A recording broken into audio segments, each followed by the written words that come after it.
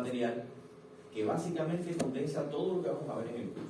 No se los quise separar, para que vieran la lógica que tiene. Desde que vamos a comenzar a modelar, aplicamos la transformada de Laplace, linealizamos, llegamos a las funciones de transferencia y evaluamos entonces cómo responde ella frente a variaciones en la entrada, cómo responde en la salida. Aquello que veíamos ayer, que era que lo que nos interesa con ese modelo matemático es ver qué pasa con la salida cuando yo modifico las entradas, para después poner un sistema de control que justamente haga que la salida haga lo que yo quiera, modificando la entrada como haga falta según el control que se calcula. ¿Okay? Eso es lo que veíamos ahí. Así que este material que les compartí hoy, material que es bien extenso, no lo vamos a ver en un solo día, ¿no? Vamos a ir avanzando y después, en la medida que lo terminemos o en los intermedios, ahí podemos ir haciendo guías de ejercicios y cosas para que se le fije bien los conceptos. Que llegó ahora para ponerte en el sistema. Mira, Dime tú. 10 ¿Ya? 784 931 9. Qué paja. Es que me inscribieron cuando recién nací.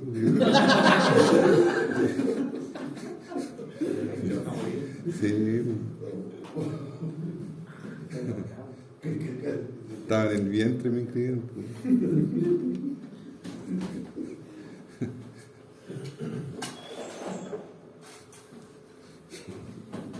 Son pesados. Entonces, hoy es hasta las 5, ¿cierto?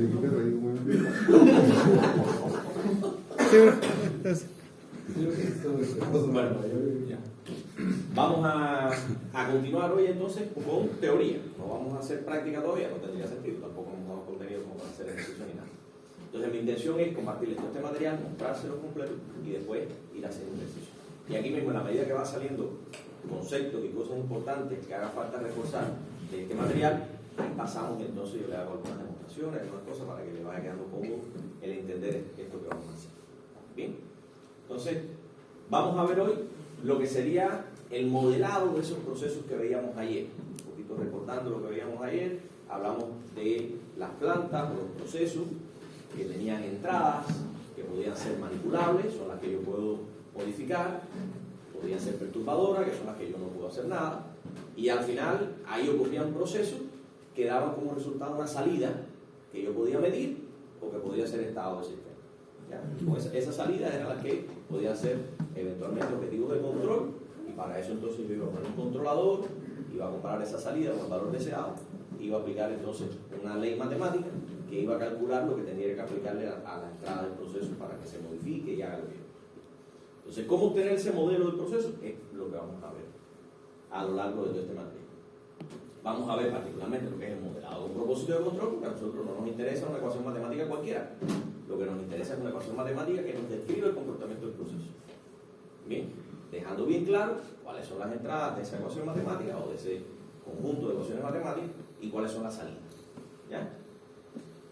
Vamos a ver que nos va a hacer falta alguna herramienta que nos diga si todas las ecuaciones matemáticas que yo encuentre son suficientes. Y para eso vamos a ver los grados de libertad. Es una herramienta que nos va a servir para poder hacer un calculito sencillo que nos va a indicar si vamos por el camino correcto o si nos falta profundizar un poco más. ¿Ok? Luego, como nos van a quedar ecuaciones diferenciales, las ecuaciones diferenciales que tienen una derivada metida por medio, de ellas no puedo despejar la variable. Y van a ver que me interesa fundamentalmente despejar justo lo que está dentro de la derivada. Entonces, despejar de dentro de la derivada, despejar de una ecuación diferencial, no es sencillo. Pero para eso, lo que se usa es la transformada de Laplace, que transforma esas ecuaciones diferenciales en ecuaciones algebraicas. Con ellas sí puedo despejar la salida sin mayor dificultad. Puedo entonces aplicar todas las herramientas del cálculo algebraico, que es relativamente sencillo, y llegar entonces a un resultado final que es al que tendría que volver a transformar al tiempo para poder entender cómo dinámicamente responde. ¿Okay? La transformada de Laplace. Pero antes de aplicar la transformada de Laplace, resulta que si las ecuaciones matemáticas que se me presentan del procesos que esté modelando son no lineales, veíamos ayer algunos ejemplitos muy sencillos, son ecuaciones que no responden como una línea recta. Si ese es el caso, no le puedo aplicar la transformada de la clase. ¿Y qué voy a hacer? Lo voy a linealizar. Ahí voy a aplicar Taylor, lo linealizo, pero esa linealización, ayer veíamos, que solamente es válida para pequeñas variaciones alrededor de un punto de operación que yo defino.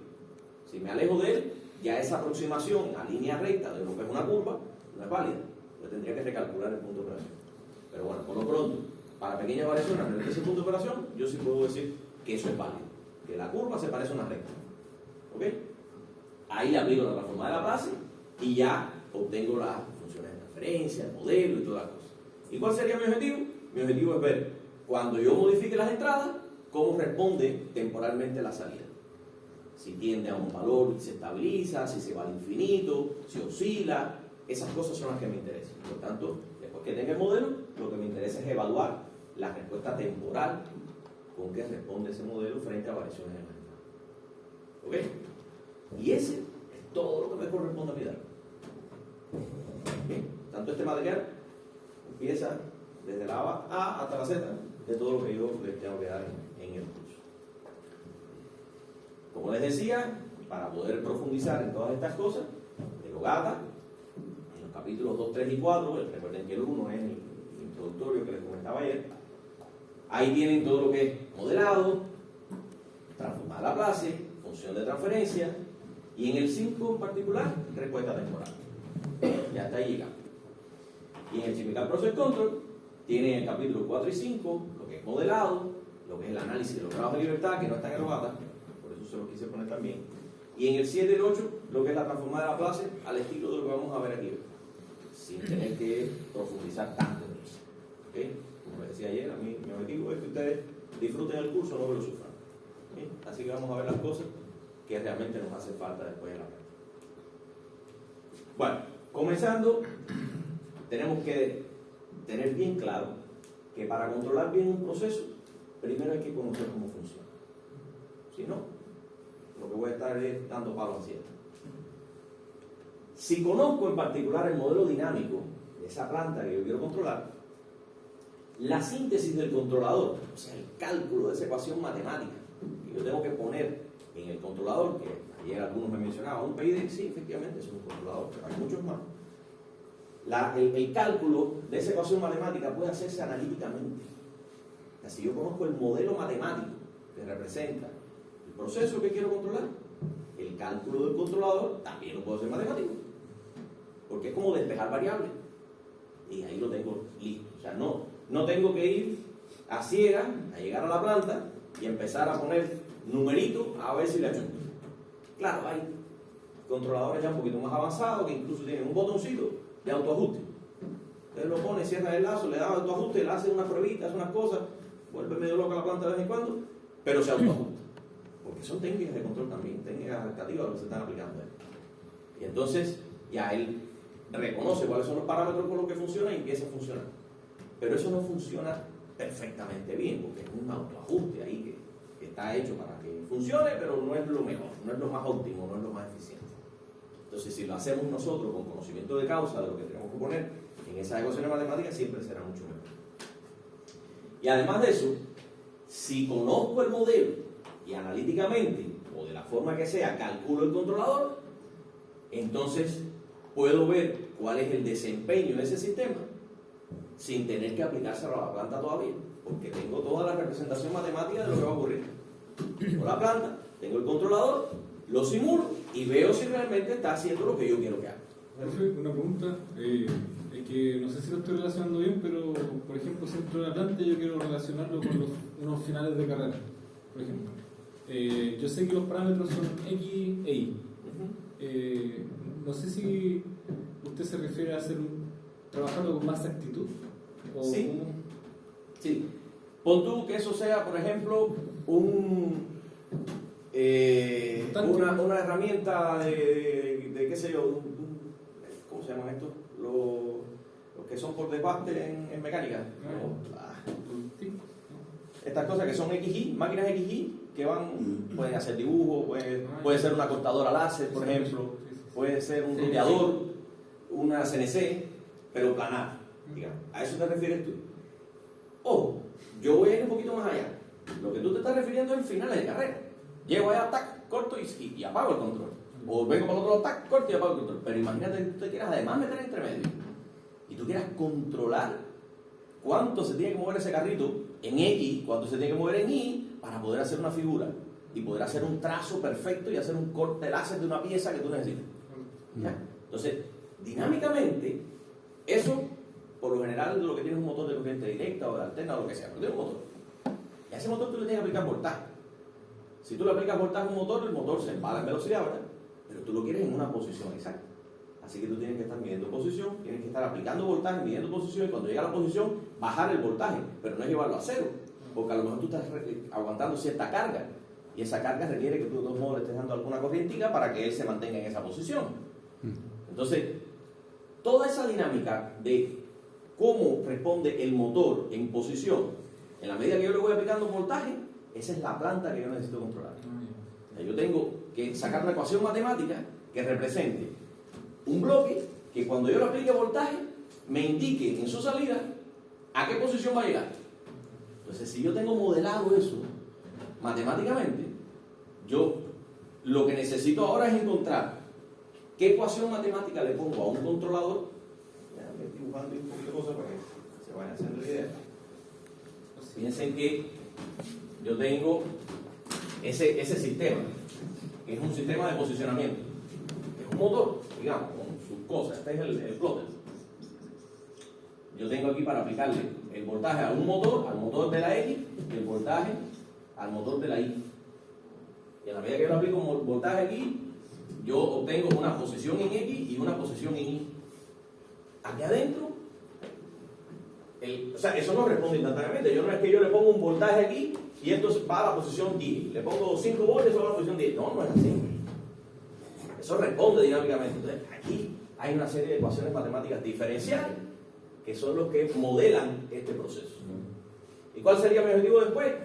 Encontrar que si yo mido esta posición y la comparo con la posición deseada en X, yo tengo un error. Con este error, ¿qué hacer para calcular el voltaje que yo le tengo que aplicar a ese motor para que efectivamente llegue a la X que yo quiera y este error sea cero? Entonces aquí adentro también va una matemática que es el controlador, es la ecuación matemática del controlador. Y lo mismo voy a tener que hacer. Mido la posición en Y, la comparo con la posición deseada en Y. Esto no es más que hacer una diferencia. Calculo un error y en función de ese error calculo un control que me dice, que me calcula cuánto es el voltaje que yo le tengo que aplicar al motor que me mueve en Y. ¿Ok? Sí. De que estamos hablando de que yo necesito modelar matemáticamente esto. Y si yo tengo ese modelo matemático, yo puedo también matemáticamente obtener qué tengo que poner aquí para que eso efectivamente ocurra, que la X sea igual a la X deseada, que no es instantáneo, y dinámicamente él tiene que llegar a obtener eso. Si yo tengo esta matemática y logro calcular esta, sin necesidad todavía de ir a la CNC esa, o al plotter o a lo que sea, sin necesidad de todavía aplicarlo, yo puedo ir a programas como el MATLAB, por ejemplo, y simularlo, y ver si efectivamente lo que yo coloqué aquí, porque esto es lo que es, yo lo puedo modelar, pero es lo que es, yo no puedo modificarlo, digamos. Bueno, claro, puedo cambiar el motor, puedo cambiar las cargas, puedo cambiar las cosas, y eso modifica la matemática que hay aquí. Bien, pero digamos que ya esto es lo que yo tengo. Esto es lo que yo calculo. Por tanto, aquí yo sí tengo formas de modificar. Yo tengo diferentes estrategias de control que yo puedo aplicar ahí. Y puedo calcular diferentes tipos de parámetros. ¿Ok? Entonces, yo calculo esto, pero no tengo la garantía de que eso todavía me esté llevando al lugar que yo quiero. ¿Qué pudiera hacer en primera instancia? Si conozco toda esa matemática, ir a un software como MATLAB y simularlo. Y ver si efectivamente responde con los índices de desempeño que yo necesito. Bien. Y si responde, entonces voy a la planta y pongo el controlador. Estamos viendo aquí el caso de un plotter, pero imagínate tú que esto sea un intercambiador de calor, un generador de vapor, una columna de destilación o un proceso mucho más complejo. ¿ok?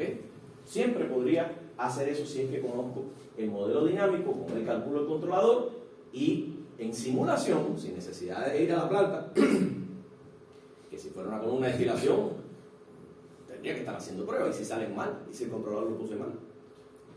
Sin embargo, si lo tengo todo matemáticamente, lo puedo simular y por lo menos ir a la planta con una garantía previa de que aquello va a funcionar. Bueno, esas son, entre otras, las ventajas que pudiera tener el hecho de yo poder conocer matemáticamente todo esto. El modelo puede obtenerse de forma experimental o de forma analítica. Ya, si yo conociera todos los parámetros que conforman las ecuaciones matemáticas que yo puedo determinar de ese modelo, yo pudiera analíticamente poder establecer esas ecuaciones con sus valores. ¿Ok? Pero eso no siempre es posible, porque la práctica siempre es mucho más rica que la modelación matemática. Cuando tú modelas matemáticamente, por lo general haces aproximaciones, desprecias determinadas cosas, entonces no es exacto. El modelo nunca va a ser exacto. Y entonces, frente a plantas complejas donde la exactitud que tú puedas tener con esas consideraciones matemáticas que puedas hacer no es tan buena, entonces lo que se opta para tener un poquito más de precisión es por hacer un modelo experimental. Y son unos experimentos que se pueden hacer modificando las entradas de la planta, midiendo las salidas, correlacionando esas dos señales y obteniendo con procesos que pueden ser también de inteligencia artificial, o pueden ser redes neuronales, pueden ser otras cosas, obtengo lo que yo tengo que escribir aquí matemáticamente. O sea, la matemática que representa eso, la obtengo no estableciendo las ecuaciones, sino con procesos estadísticos, correlacionando estas dos señales frente a determinados tipos de experimentos, no son cualquiera, y obtengo la matemática. Entonces esa es la forma experimental. En la práctica se mezclan las dos. En la práctica yo siempre trato de tener una idea analítica de lo que modela esa planta que yo necesito controlar, y luego experimentalmente determino algunos parámetros que sé que son difíciles de obtener de forma calculada. ¿Ok? Y al final obtengo ese modelo matemático que ayer veíamos que va aquí adentro, representando la dinámica que tiene esa planta. El objetivo, el objetivo sería modelar analíticamente el comportamiento dinámico de los procesos e interpretar cómo varían las salidas ante variaciones en sus entradas. Ese sería el modelo de obtener, el objetivo de obtener ese modelo matemático. Y ayer veíamos que ese proceso, que yo voy a representar ahí matemáticamente, tiene entradas que yo puedo modificar a mi antojo, como puede ser, por ejemplo, el voltaje, yo lo puedo modificar. O como puede ser la apertura o cierre de una válvula, o como puede ser el comando a un variable de velocidad. ¿Ok? Todas esas cosas yo las puedo modificar. Entonces son entradas al modelo que yo puedo alterarlas a mi antojo. Y son las que se consideran variables manipulables. Bien. Cuando yo modifico esas variables, ocurre toda la dinámica del proceso y se me refleja en las salidas del proceso que yo pudiera medirlas, y son estas salidas medibles, variables medibles del proceso, que pudieran ser la temperatura que se alcanza, el flujo, la posición, la velocidad, la aceleración, la presión.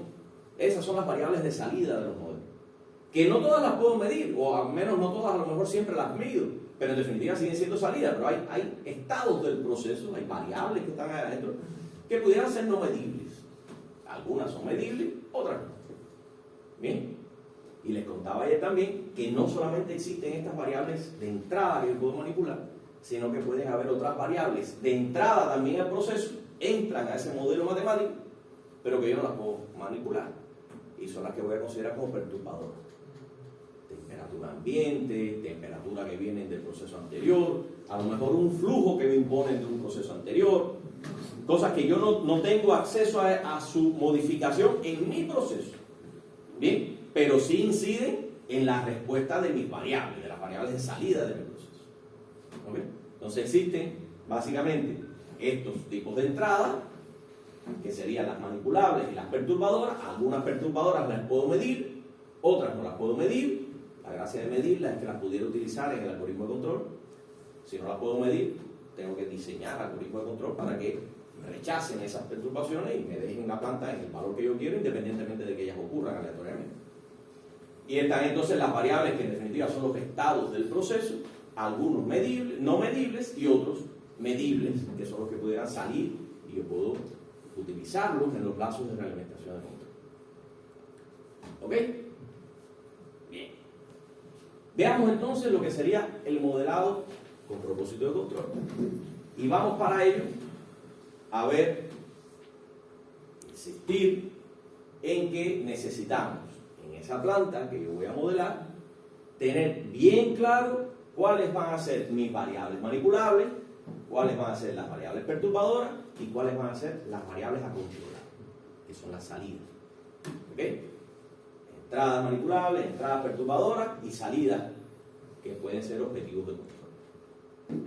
Vamos a seguir con el ejemplo que veíamos ayer, donde ustedes mismos identificaron cuáles eran las variables y de ahí las clasificamos en cuáles eran entradas y cuáles eran salidas.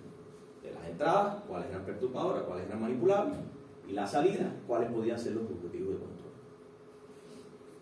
Contaba ayer entonces que aquí tendríamos un proceso relativamente sencillo, puede estar en cualquier planta de producción de algo, que no es más que un recipiente el que recibe un flujo, que le voy a llamar F1, ya eso es una variable matemática, con una temperatura T1, otra variable matemática, que tiene una válvula acá, que lo que permite es modificar este flujo, no la temperatura, el flujo. ¿Ok? Con una válvula lo que hace es modificar la temperatura. Perdón, el flujo, no la temperatura. Y de ese flujo yo conozco algunas propiedades, conozco la densidad, conozco su calor específico, presión constante, diferentes calores específicos. Yo no me voy a meter en la parte de termodinámica, eso lo pueden haber visto ustedes en otras asignaturas. Pero es así, como parámetros seguramente ustedes les suenan, ¿no? Es la capacidad de almacenar calor que tiene ese fluido, y dependerá del tipo de fluido, si es agua, o si es petróleo, o si es lo que sea. Entonces, estos son parámetros de ese fluido. Cuando cae ese fluido en el tanque, se llena y se alcanza a cierto nivel que también pasa a ser una variable. Y en el tanque resulta que hay un serpentín por el que circula vapor, que yo, modificando esta válvula, permito entrar más o menos vapor. Y si entro más o menos vapor, entonces lo que estoy es dándole más o menos calor a ese proceso con ese vapor, ¿verdad? Por tanto, aparece una variable que le voy a llamar Q, que es justamente la cantidad de calor que yo estoy haciendo entrar al sistema manipulando esa válvula. ¿Ok?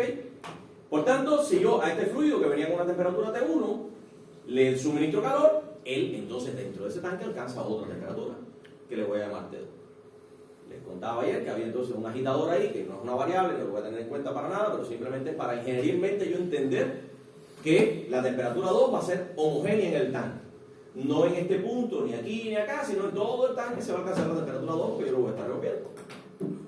¿Ok? Por tanto, cuando ese fluido además salga del tanque, que es la producción ya que yo tengo, es una producción, vamos a entenderla como continua también. Es un tanque que constantemente le está entrando ese fluido, ahí está alcanzando esta temperatura y este nivel, y está saliendo ya como producto final ese fluido caliente y sale por aquí por una tubería a una velocidad que estaría dada por F2, que es el flujo de ese fluido por la tubería de salida, y obviamente con la temperatura que alcanzó en el tanque, que es T2. ¿Ok? Ahí está entonces todo el cuento de todas estas variables que hay aquí en ese proceso matemático, y eso es lo que yo tengo que modelar. ¿Bien? Ya entrando un poquito en contexto y poniéndolo con variables, digamos que F1 y F2 son los flujos volumétricos. Ustedes deben conocer que hay flujo másico, flujo volumétrico. Flujo volumétrico cuando lo doy por unidad de volumen, metros cúbicos por hora, por minuto, por litros por minuto, eso es flujo volumétrico. Pero si ya hablo entonces de kilogramos por minuto o gramos por segundo, cosas así, ya eso es flujo másico. Profe, ¿eso no es lo mismo que caudal? ¿Sí? Sí, lo mismo. Caudal en este caso volumétrico. ¿Ya? Entonces, resulta que F1 tiene por aquí una válvula. Por tanto, yo lo puedo modificar, ¿verdad? Listo. F2 está por aquí por la salida y sus variaciones alrededor del punto de operación, ¿de qué ustedes creen que dependa? Aunque lo diga ahí. Pero aquí, ¿de qué dependerá ese F2? Del volumen del área. O de la cantidad. De la altura. De la altura. Del nivel en el tanque. Ah, ya. Ni del volumen, bueno, del volumen indirectamente sí, porque el volumen depende del nivel. Ni del área, el área mucho menos. Ya. Depende, el flujo que circule por acá, dependerá exclusivamente del nivel que se alcance en el tanque. Ya. Porque del nivel, con ese nivel, tendremos la presión que va a haber en ese punto. Presión que es independiente del área, depende exclusivamente del nivel. La presión hidrostática depende del nivel que se alcance, no del área. Entonces, la presión que yo ejerza con esta columna líquida sobre este punto, comparada con la presión que tenga acá, que digamos que es presión atmosférica, es lo que va a hacer que por aquí fluya algo. Si esta presión es mayor que la que hay acá, entonces fluye, si no, no fluye. ¿Ok? Entonces, este fluido va a depender de esta presión. Y lo que yo puedo decir por lo pronto, y después vamos a ver por qué se lo voy a decir así, lo que yo puedo decir es que las variaciones de ese flujo van a ser proporcionales a las variaciones de este nivel. ¿Ok? Dejémoslo ahí. Las variaciones de ese flujo van a ser proporcionales a las variaciones de ese nivel. No tengo válvula, ¿ok? No lo puedo manipular a mi antojo. Solamente sé que sus variaciones van a ser proporcionales a las variaciones de ese nivel. Pero puedo ubicar un control que es colocar una bomba quizás para la presión ahí, para que no dependa de la altura del... ¿Y qué vas a hacerte con este? ¿Con qué hora? Porque con el flujo que te está entrando por acá, si tú pones una bomba a controlar aquí, para garantizar un flujo que tú quieras, exactamente el que tú quieras, si yo te modifico este de acá y es diferente al que tú pones aquí,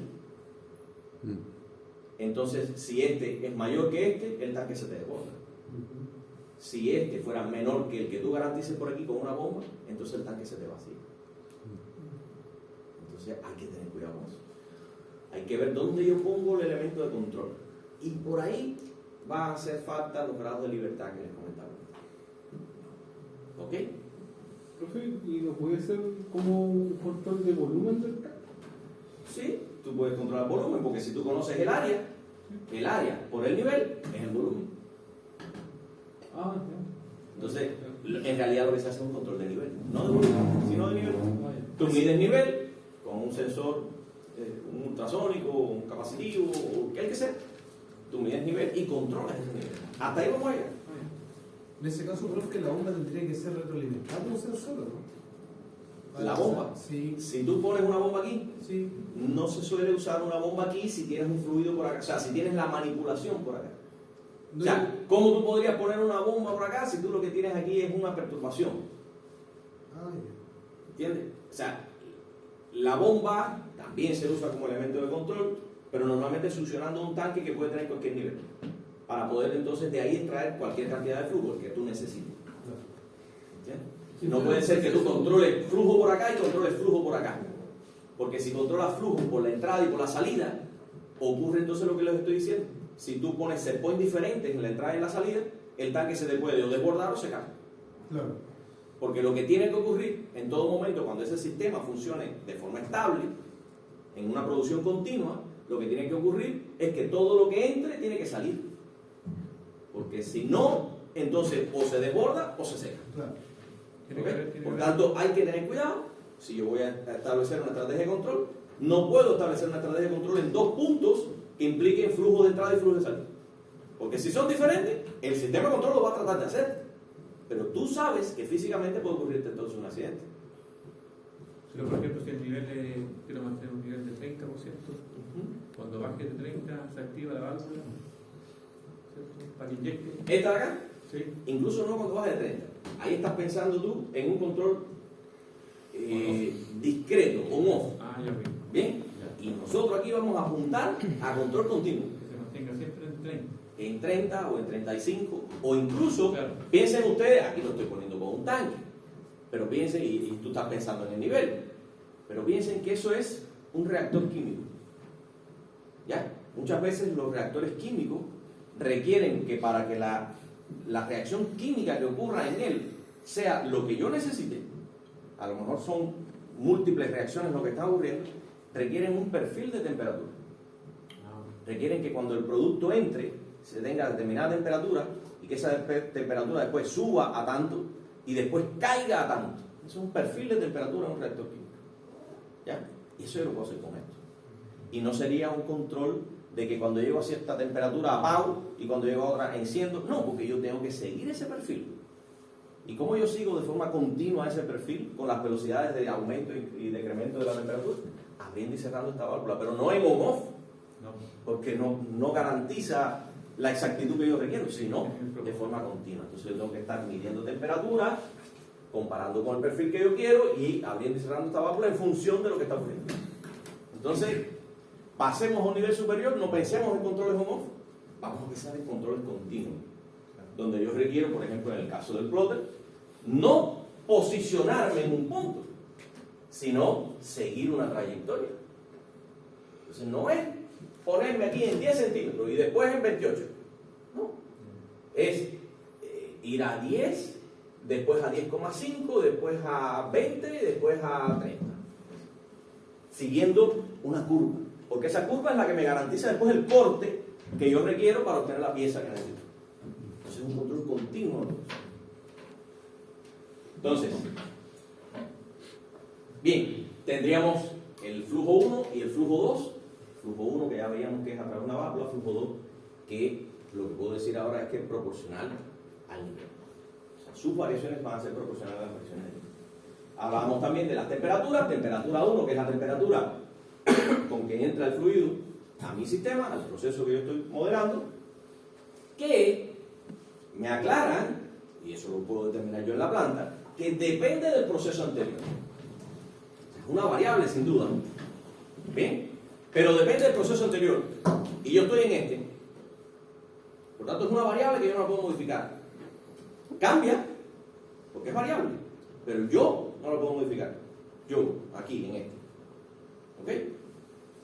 Y tengo la temperatura 2, que sí es la que se alcanza en el tanque. Y esa yo sí la puedo modificar.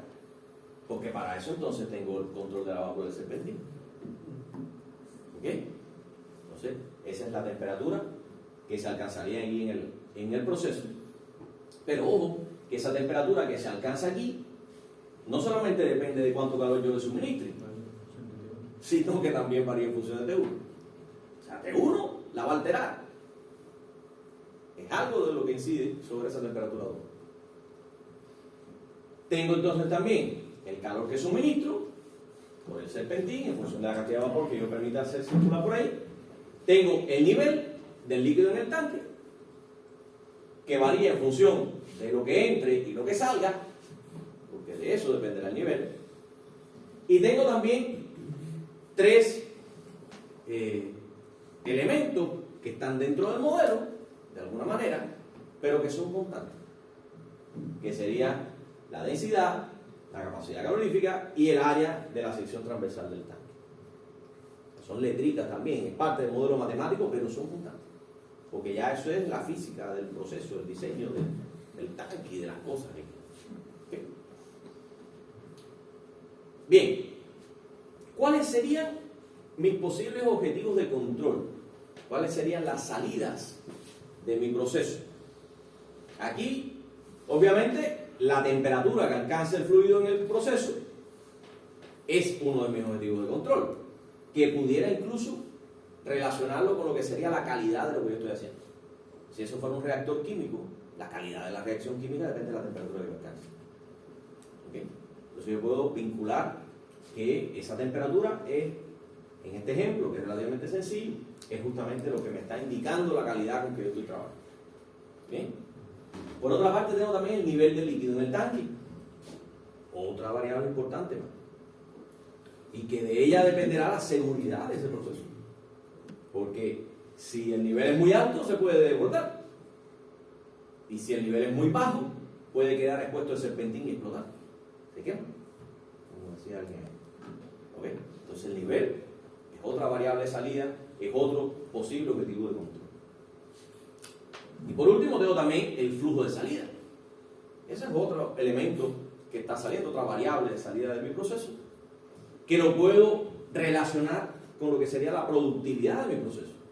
¿Cuánto yo estoy produciendo de ese fluido que estoy entrando y que aquí le estoy dando cierta temperatura y lo estoy sacando como producto terminado? Entonces, ese flujo de salida es lo que me estaría indicando mi productividad. ¿Ok? Profe, y ahí el tiempo igual podría ser como una variable, ¿no? El tiempo es una variable, pero que se mueve inexorablemente.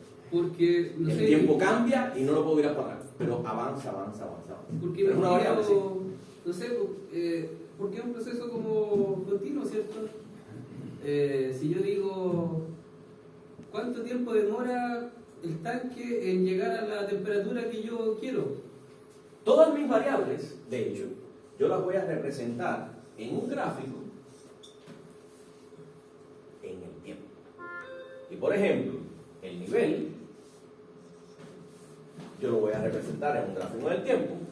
Y a mí me interesa, como estás diciendo tú, que el nivel se alcance en 3 minutos. Que el tanque se viene en 3 minutos. Listo. Eso significa que mi sistema tiene que hacer así, desde partir de un valor y llegar al nivel deseado. Este es el nivel deseado. Y que de aquí a aquí ocurra 3 minutos. Esto no va a ser instantáneo, como bien te acabas de dar cuenta. Pero yo necesito que esto cumpla determinados índices de desempeño. Estos son los que después para mí van a ser los índices de desempeño. Son sobre todo elementos cuantitativos que yo doy, muchos de ellos relativos al tiempo. ¿En qué tiempo yo quiero que se alcance mi objetivo? ¿En qué tiempo yo quiero? Porque es posible que esto sea el nivel, pero puede haber otras variables que cuando yo quiera, por ejemplo, una variable que llegue a este valor, es posible que ella lo que haga en la vida real, o sea, este es mi set point, y en la vida real a lo mejor ella lo que hace es esto. Entonces, ahí yo pudiera decir, también, ¿en qué tiempo yo quiero que se estabilice? Yo quiero que se estabilice en menos de 30 segundos. Pero para eso entonces va a oscilar. Y si oscila, entonces yo tendría que especificar, ¿en qué tiempo yo quiero que llegue por primera vez al valor que yo quiero? Esto es otro parámetro más. Otro indicador del desempeño con que yo quiero que funcione mi sistema. Y hay otro, hay por ejemplo esto. ¿Cuánto sobrepaso yo puedo admitir? ¿Qué por ciento del valor deseado yo puedo admitir como sobrepaso? Porque puede que si es mucho, se rompa algo. Pero puede que yo admita un poquito. Entonces, ¿cuánto puedo admitir? Entonces, esas cosas son las que vamos a conocer después como los índices de desempeño. Y esas cosas, esos tiempos en particular, los tiene que garantizar el sistema de control. Porque tu planta responde como responde, según los parámetros que ella la conforman. Y después con el controlador, tú vas a garantizar que luego su respuesta, la respuesta de ese sistema ya en lazo cerrado, que lo veíamos ayer también, sea la que tú necesites. No la que tenía ella en lazo abierto, sino la que tú necesites. ¿Ok? Entonces, efectivamente, el tiempo es otra variable más, pero que avanza, no para. Entonces, tendríamos estos 3 posibles objetivos de control. ¿Cuál de ellos más importante? Todos son importantes. Bien, pero tendríamos que ver si todos los puedo controlar. Y para allá vamos. Perdón, en la anterior, la temperatura, esa es la T2, ¿cierto?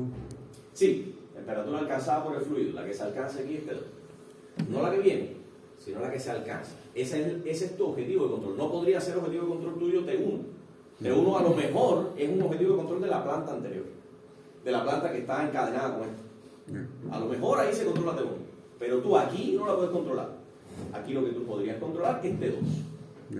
T2 es tu objetivo de control. ¿Ok? Bien. ¿Qué es lo que tengo que hacer? Encontrar el modelo matemático de esa planta. ¿Bien? Para ver cómo varían esas variables de salida en función de las variaciones en las variables de entrada. Que ya sé que hay 2 que puedo manipular, el flujo de F1 y el flujo de vapor, que me manipularía Q. Y hay una que entra, pero que yo no la puedo manipular, que este 1. ¿Ok? Entonces yo tengo que buscarme el modelo matemático que me representa las variaciones de la temperatura, el nivel y el flujo de salida en función de el flujo de entrada manipulado por aquí por esta válvula, el Q manipulado por esta otra y la temperatura T1 que entra a ese proceso. Ese es mi objetivo. ¿Y para ello qué tengo que hacer? Pues tengo que acudir a leyes físicas que sean las que modelen esa planta que yo estoy tratando de representar matemáticamente. ¿Cuáles van a ser esas leyes físicas siempre? Balances de masa, balance de energía, ecuaciones que relacionen las variables. Y pueden haber más, porque aquí esto es un proceso termodinámico, pero pueden también haber balances de fuerza, por ejemplo, que aquí no están, lo vamos a ver después. Pueden haber balances de voltaje, que son las leyes de Kirchhoff. También pueden servirme para modelar algunos procesos. ¿Ok? Entonces, aquí para simplemente con balances de masas y balances de energía, más ecuaciones de relación que puedan haber, yo con eso voy a poder modelar. Pero en otros tipos de procesos mecánicos o procesos eléctricos, también podré utilizar las leyes de Newton, ya sea rotacional, ya sea lineal, o incluso las leyes eléctricas, Kirchhoff particularmente. ¿Ok? ¿Qué cosa es un balance de masa? Les pregunto. ¿De dónde puede salir un balance de masa? Eso sale de la primera ley de la termodinámica. ¿Qué es lo mismo que sale? Las leyes de la termodinámica, la primera ley de la termodinámica lo que me dice es que la masa en un proceso, todo lo que entra más todo lo que se acumula, tiene que ser igual a lo que sale. ¿Ok? Bueno, no, todo lo que entra menos lo que se acumula tiene que ser igual a lo que sale. Es como la cosa. ¿Ya? O sea, si yo entro masa a un proceso y en él se me acumula algo, sale la diferencia que hay entre lo que entré y lo que se quedó en el proceso, ¿verdad? Esa es la ley de la termodinámica. Hay muchas formas de verla. Yo lo puedo ver así, o también puedo decir, lo que entra menos lo que sale tiene que ser igual a lo que se acumula. ¿Ok? O también puedo decir, lo que entra menos lo que sale menos lo que se acumula tiene que ser igual a 0. Y ahí está el balance de masa. No puede, la masa no desaparece. ¿Ok? Y fíjense que ahí está el término que les estoy diciendo, que es el término que se acumula. Porque si yo veo el término, o sea, si yo veo un proceso estático, un proceso donde no hay variaciones de las cosas, esa ley se convierte simplemente en decir que todo lo que entra tiene que ser igual a lo que sale. ¿Ya? ¿Por qué? Porque no se está acumulando nada. Si no se acumula nada, ese término de que se acumula es 0. ¿Ok? Y en realidad lo que está sucediendo es que el término ese de que se acumula es una derivada. Se representa como una derivada que si no varía, la derivada de una constante es 0. ¿Ok? Por tanto, ahí lo que yo estoy hablándoles a ustedes es en realidad una ecuación diferencial. Bien, que la voy a representar de muchas formas, pero entre ellas podría ser la variable que entra menos la variable que sale, tiene que ser igual a la derivada de la variable que sale. Vamos a llegar ahí. ¿Y qué cosa es un balance de energía? ¿De dónde va a salir? Lo mismo. Lo mismo. De hecho, es la misma primera ley de la termodinámica, pero aplicada a la energía. La energía ni se crea ni se destruye, solo se transforma y es lo mismo. O sea, toda la energía que yo le suministre a un sistema, menos la energía que se acumula en él, tiene que ser igual a la que sale. O toda la energía que le suministre a un sistema, menos la energía que salga de él, tiene que ser igual a la que se acumula. Y si estamos en un sistema estático, toda la energía que entra tiene que ser igual a toda la energía que sale.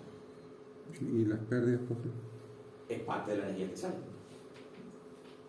Si las vas a modelar, es parte de la energía que sale. ¿Ok? Muy bien. Bien. Y además de eso, están las ecuaciones de relación. Pueden haber relaciones matemáticas entre las variables. ¿Ok? mejor una relación de proporcionalidad, por ejemplo, como la que tenemos en este proceso. Que yo les decía, el flujo de salida, sus variaciones, yo sé que van a ser proporcionales, según una constante que después veremos dónde sacarla, al nivel.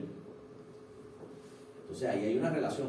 Eso no es un balance de masa, ni un balance de energía, es una relación que existe entre variables. Y se refiere como, por ejemplo, no sé, que una presión equivale a tantos miliamperes a eso. Perfecto, perfecto, eso es una relación también. Cuando yo mido presión con un elemento de medición que me lo lleva a 420 mA, ahí tengo una relación de ganancia que me convierte la escala de presión a la escala de miliamperes. Eso es una relación de relación. Perfecto. ¿Ok? Veamos entonces, para este ejemplo, vamos a aplicar esas leyes termodinámicas en este caso y de relación a lo que sería el modelo de este proceso. Balance de masa. ¿Qué es lo que yo puedo decir? Que la masa que entra menos la masa que sale tiene que ser igual a la masa que se acumula, ¿verdad? Vamos a llevar eso a la matemática con las variables que yo tengo ahí. Con esas mismas no van a haber ni más ni menos, esas mismas.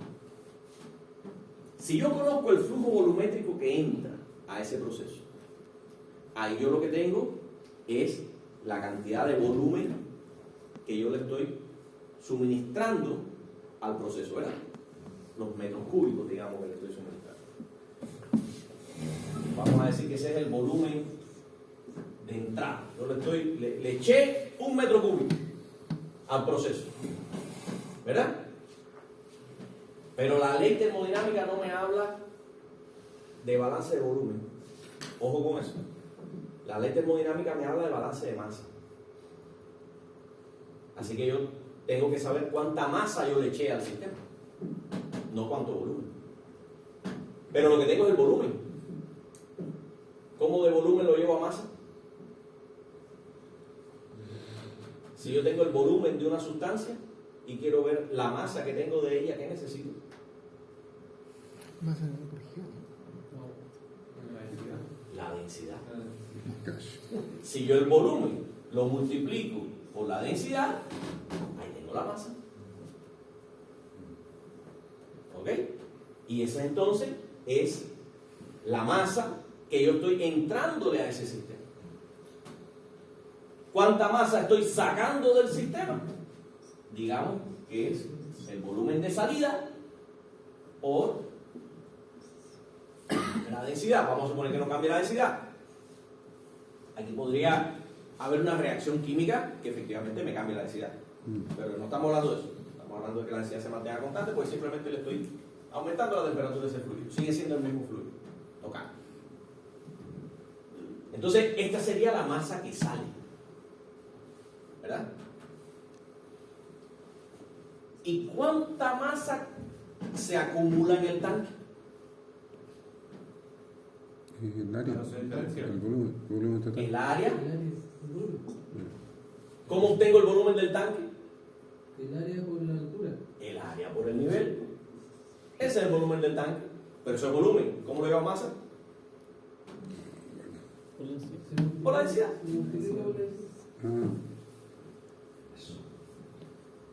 Bien, fíjense, esto fue el pegote de masa que yo le metí para allá. Esto es el pegote de masa que está saliendo. Y esto es la masa que se ha acumulado dentro del tanque. Esta es la ley termodinámica. Masa que entra menos masa que sale tiene que ser igual a la masa que se acumula. ¿Ok? Pero necesitamos la variable tiempo. ¿Cómo pongo la variable tiempo aquí? Derivo esa expresión. La derivo completa. Aplico derivada aquí. Derivada aquí. Y derivada aquí. ¿Qué significa derivar? Encontrar la variación en el tiempo de lo que yo esté derivando. ¿Ok? Y en este primer elemento, cuando yo lo derive, ¿qué es lo que me queda? La derivada del producto del volumen por la densidad. La densidad es constante. Es algo que puedo sacar de la derivada. Bien, ¿recuerdan eso? Por tanto, me quedaría la derivada. Si saco la densidad, me queda la densidad por la derivada del volumen con respecto al tiempo. ¿Y qué ustedes creen que sea la derivada del volumen con respecto al tiempo? La velocidad ¿La velocidad de qué? del fluido. La velocidad del fluido. ¿Y qué cosa es la velocidad del fluido? El flujo. El flujo.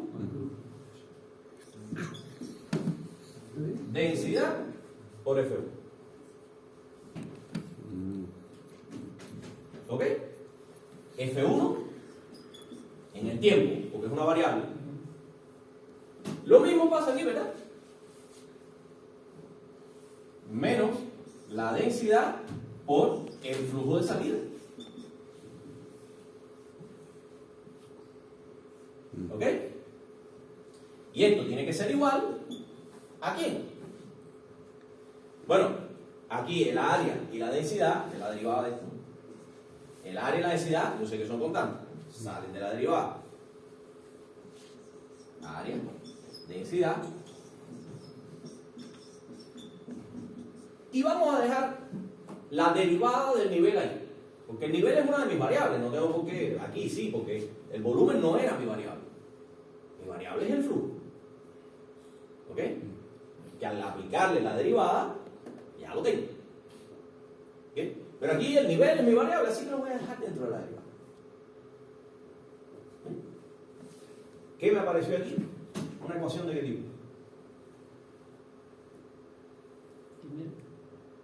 Sí, es lineal, pero es una ecuación diferencial. O sea, es una ecuación que una de sus variables está metida dentro de una derivada. ¿Ok? Fíjense en este caso en particular, que como yo estoy tratando un fluido de densidad constante, la densidad me apareció aquí, me apareció aquí, me apareció aquí. Por tanto, yo pudiera dividir por densidad en toda la ecuación y me queda que F1 en el tiempo menos F2 en el tiempo va a ser igual al área por la derivada del nivel, que es una variable en el tiempo, con respecto al tiempo. ¿Ok? Aparentemente esto yo lo pudiera leer diciendo el flujo volumétrico que entra menos el flujo volumétrico que sale tiene que ser igual al volumen que se me acumula, porque fíjense que esto es área por nivel. Ese es el volumen que se acumula en el tanque, ¿verdad?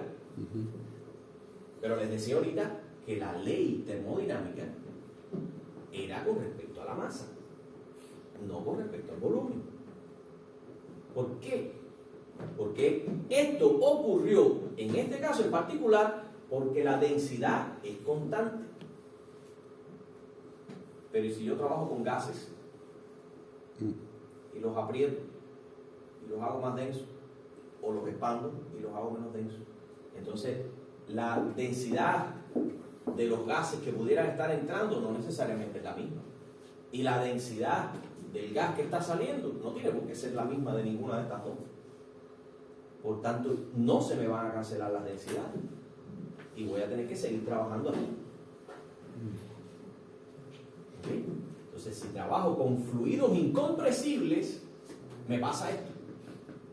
Y aparentemente yo pudiera hablar de una ley de conservación del volumen, pero eso solamente es posible si es un fluido incompresible. Si es un fluido compresible, como pudieran ser los gases, entonces me tengo que quedar aquí. Por eso insisto tanto en que la ley es de la masa, no del volumen. Lo que pasa es que en este caso en particular, efectivamente, llego ahí. ¿Ok? Todo ese cuento es para llegar de aquí a aquí. Y ustedes mismos me ayudaron, así que espero que lo hayan entendido bien.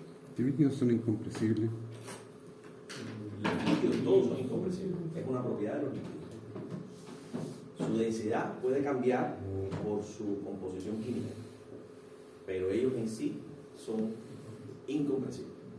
Entonces, lo que puede ocurrir también es que aquí ocurra una reacción química que cambie la densidad. Y entonces también tengo que quedarme aquí, porque es posible que la densidad del producto resultante sea diferente a la densidad de los productos originales, porque la reacción química hizo que las moléculas se combinaran y ocurriera una variación de la densidad. Okay.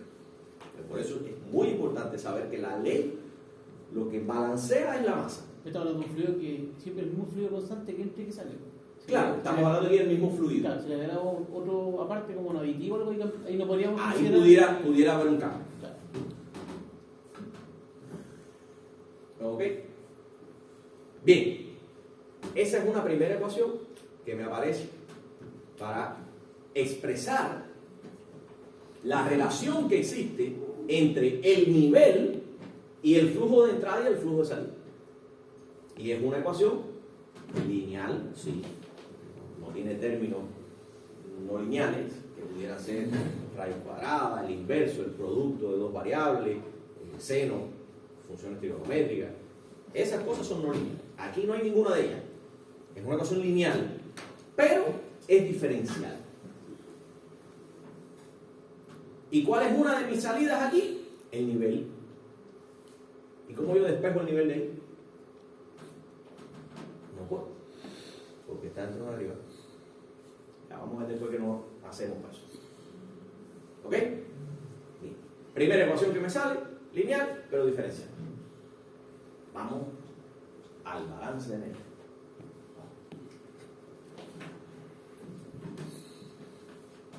Es similar. Un poquito más complejo aparentemente, pero es similar. Se los cuento. Yo no les voy a dar un curso de termodinámica, pero deben saber que si yo conozco el calor específico de un fluido, calor específico que puede ser a presión constante, a volumen constante, el calor específico cambia según el proceso que se esté haciendo. Digamos que conozco este proceso, un proceso a presión constante. ¿Ya? Por tanto, ese fluido que va a estar a presión aparentemente constante va a tener su calor específico que lo voy a llamar CP, a diferenciarlo del volumen constante. ¿Ya? Si yo conozco el CP o el calor específico de un fluido, lo que estoy hablando es que conozco, por ejemplo, para ponerle unidades de medida que estaban por ahí atrás, las kilocalorías, una unidad de medida de la energía, kilocalorías, por cada kilogramo y grados Celsius que tiene ese fluido. O sea, el calor específico es la cantidad de energía que porta cada kilogramo de ese fluido por cada grado Celsius que tenga. Esa es el calor específico. Bien, por tanto, si de un fluido yo conozco su masa y su temperatura, yo podré conocer, sabiendo esto, que es una propiedad del fluido, yo podré conocer cuánta energía tiene, cuánta energía porta esa masa de fluido. ¿Ok? Volvemos al mismo cuento. ¿Cuánta masa está entrando a ese sistema? Y ya vamos a irlo poniendo en términos de que ya le apliqué la derivada a la ecuación que me quedó. Por tanto, vamos a hablar de cuánta masa por unidad de tiempo me está entrando a ese sistema. Si yo lo que conozco es el flujo volumétrico y yo quiero saber el flujo másico, ¿cuánto sería? Este es volumen. Entonces, los metros cúbicos por minuto. Pero, si lo multiplico por densidad, ya eso es masa por unidad de tiempo. O sea, los kilogramos por minuto que estoy introduciendo. ¿Verdad? Si esto lo multiplico por el calor específico y además por la temperatura, esta expresión me indica cuánta energía por unidad de tiempo estoy aportando con ese fluido. Hagamos un análisis dimensional. Densidad, le voy a poner unidades. Digamos que eso es kilogramos por metro cúbico. ¿Verdad? Por flujo, digamos metros cúbicos por hora. ¿Ok? Calor específico, kilocalorías por kilogramo grados Celsius por grados Celsius. ¿Qué es lo que me queda como resultante? Metro cúbico se me va, kilogramos se me va, grados Celsius se me va. ¿Qué me queda?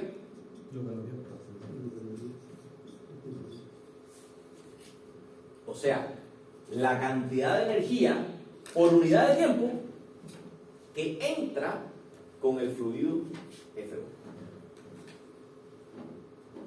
¿Ok? A esa cantidad de energía que entra con el fluido 1, yo le agrego energía con Q. La cantidad de energía que le aporta el vapor pasando por el serpentín. Entonces, ¿cuánta energía está entrando a ese sistema? Este que viene con Q, con F1, más lo que venga con Q. Esa es toda la energía que está entrando. ¿Cuánta energía está saliendo? Lo que se va a sí mismo, pero por F2. Menos, entonces sería densidad por F2 por Cp, que es el mismo, por T2.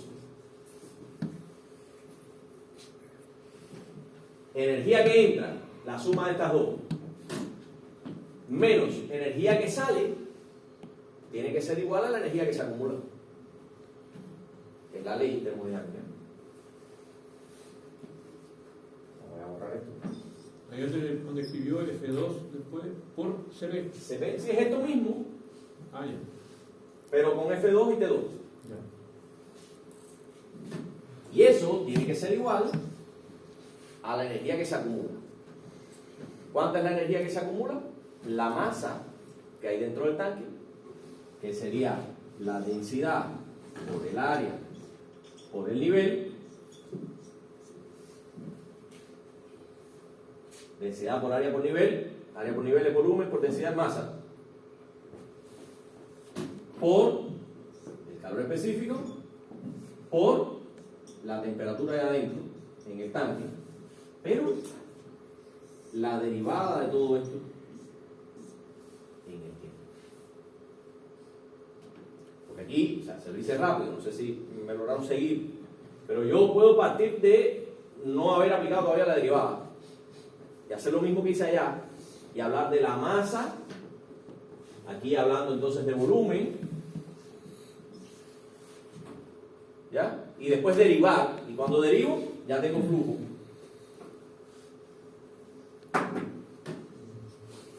Y aquí estoy hablando de cantidad de calor absoluta, que cuando la derivo ya entonces el flujo de calor, o sea la cantidad de calor por unidad de tiempo, eso es Q. Aquí lo mismo, y esto, si la derivada sería la masa por el calor específico por la temperatura, que como resultado me da las kilocalorías, todavía sin el por hora, que al derivarlo entonces ya lo tengo en unidad con respecto al tiempo. Ah, eso es hora abajo, no Sí, es esto es hora. vamos a ver altura. No, hora. Esto es el análisis dimensional. Profe, ¿y por qué Q no interviene en la última ecuación? Sí. O sea, a ver, es que no quería borrar esto, pero es esto. O sea, esto más esto menos esto es igual A lo que se acumula. a eso. Eso es lo que se acumula. Eso es lo que sale. Una masa segunda. Calor que entra con el fluido, más calor que aporta el serpentín, menos el calor que se me va por F2, tiene que ser igual al calor que se acumula dentro del tanque. ¿Ok? ¿El calor que se acumula o la masa que se acumula? Calor. Porque todo esto es calor. Es el producto de, esto es volumen, por densidad, esto es masa, aquí sí hay masa, Ya. por la capacidad calorífica, por la temperatura, ya esto es entonces calor. Que al derivarlo es calor por unidad de tiempo. Ahora capté. ¿Ok? Entonces, es un poquito más compleja, sí, lo reconozco, pero es esto mismo. Lo que pasa es que aplicado a la energía. Aquí nuevamente yo puedo hacer un trabajo algebraico con esta expresión y se pueden dar cuenta que la densidad está aquí, no está acá y está aquí. La densidad de aquí puede salir, porque las constantes pueden salir de la derivada, y yo pudiera dividir toda la expresión por la densidad. Por tanto, se me va de aquí, aquí me queda dividiendo, se me va de aquí y se me va de acá. Lo mismo puedo hacer con el calor específico. El calor específico está aquí, no está aquí y está acá. Así que puedo dividir toda la expresión por el calor específico. Se me va de aquí, se me queda aquí, se me va de acá y se me va de acá. Y de esta en particular, yo puedo sacar el área que es constante. Y entonces me quedaría la derivada, el área, por la derivada del nivel, que es una variable, por la temperatura, que es una variable, con respecto al tiempo. ¿Ok? Y aquí que me ha quedado F1 por T1. Aquí que me quedó Q entre ρ CP. Y aquí que me quedó F2 por T2. Esto es.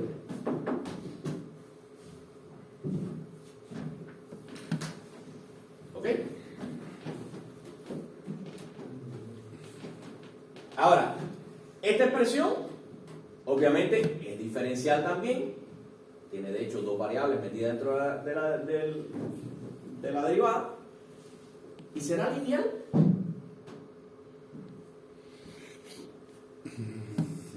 Sí, porque no está elevado al cuadrado. No está elevado al cuadrado, no tiene inversos de variables, no tiene funciones trigonométricas, no tiene raíz cuadrada, pero fíjate que dijeron que si hubiera sido cuadrática, entonces ya no era lineal.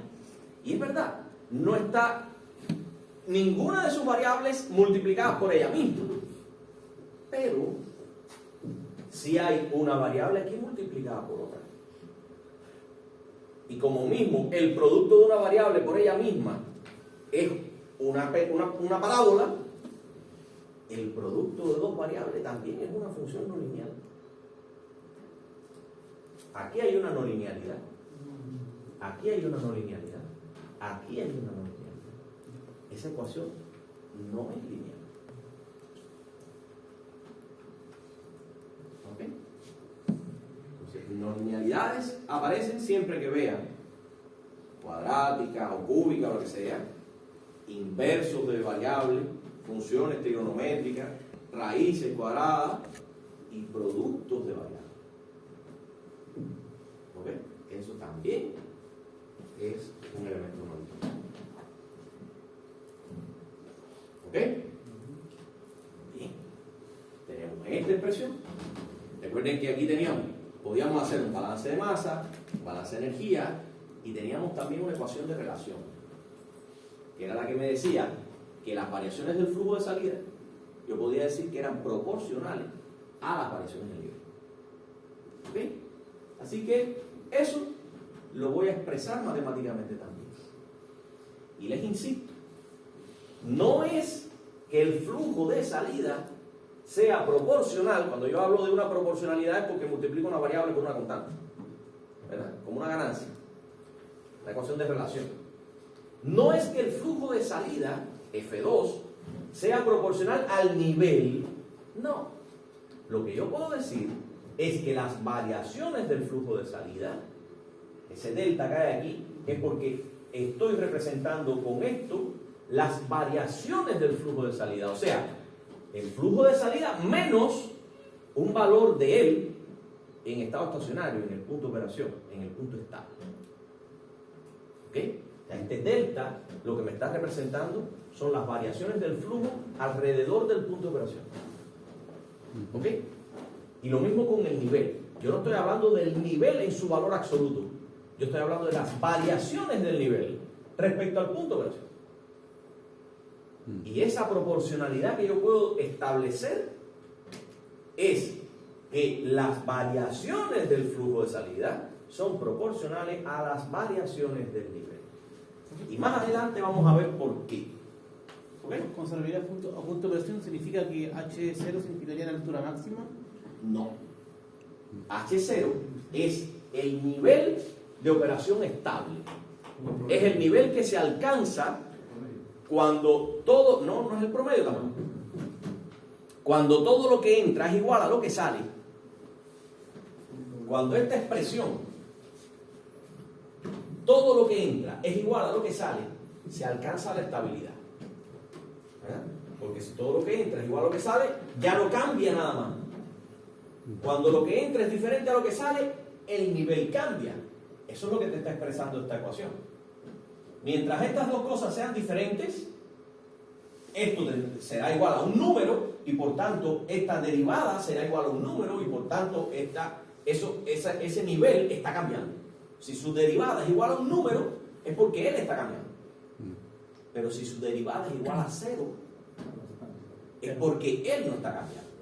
Si esto es igual a esto es igual a 0, y por tanto significa que esta derivada es igual a 0 y por tanto el nivel no cambia. Cuando el nivel ya dejó de cambiar, ese es el punto de operación. Cuando tú a un tanque con un agujero en el fondo le empiezas a echar agua, el nivel te va a llegar a un valor y a partir de ese valor, que es cuando alcanza un nivel tal que esa presión hidrostática provoca un flujo de salida igual exactamente al que tú le estás entrando, de ahí para allá ese nivel no cambia. Pero ese nivel no es el promedio, ni es el máximo, ni es el mínimo. Es un nivel donde ocurre justamente que todo lo que entra es igual a lo que sale. Es como un punto óptimo, ¿no? El óptimo es el que sea. Es el que físicamente ocurre cuando el nivel alcanzó el valor tal que el flujo de salida, que depende de él, es igual al de entrada. No es ni el óptimo, ni el máximo, ni el promedio, es el que sea. ¿Se puede calcular? Bien. ¿Ok? Bien. Entonces yo puedo establecer esta otra expresión matemática. Que después vamos a ver por qué es eso. ¿Ya?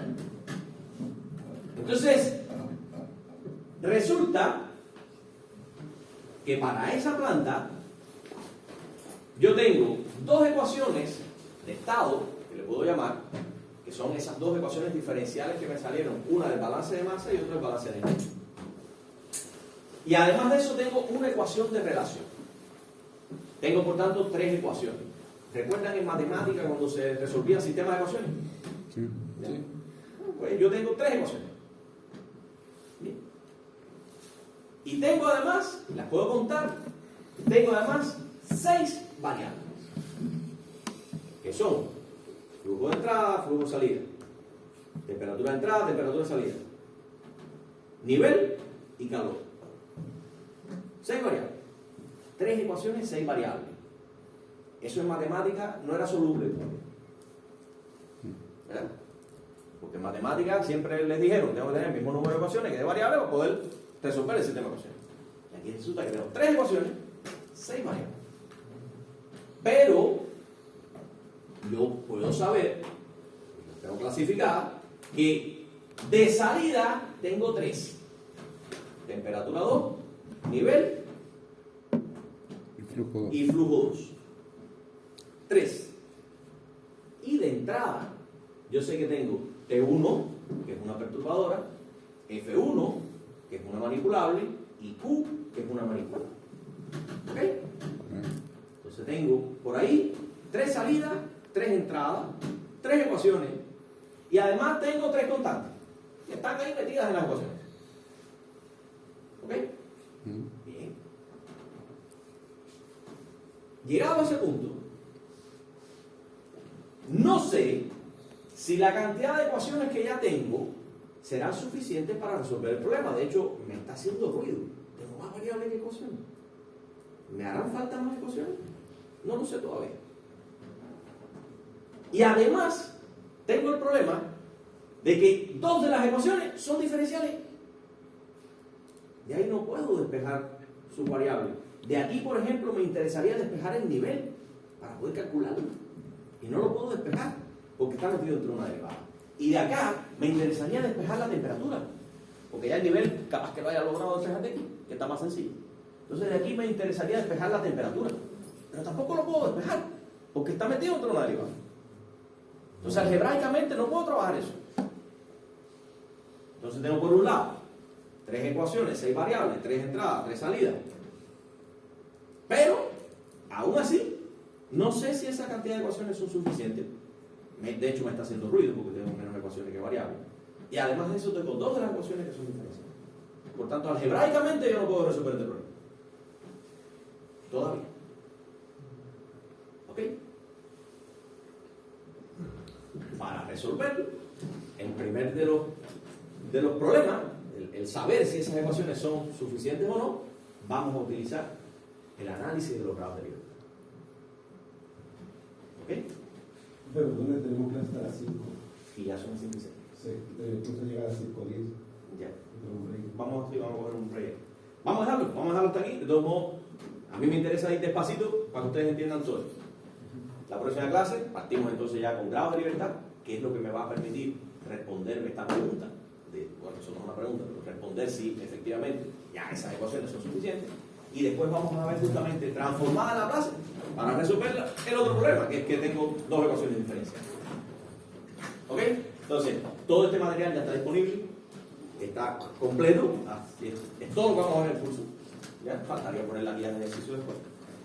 Y está dada la bibliografía para que puedan profundizar. Hasta aquí, ¿alguna duda? ¿Alguna consulta? Hay que madurarlo. Hay que digerir. Bien, nos vemos entonces.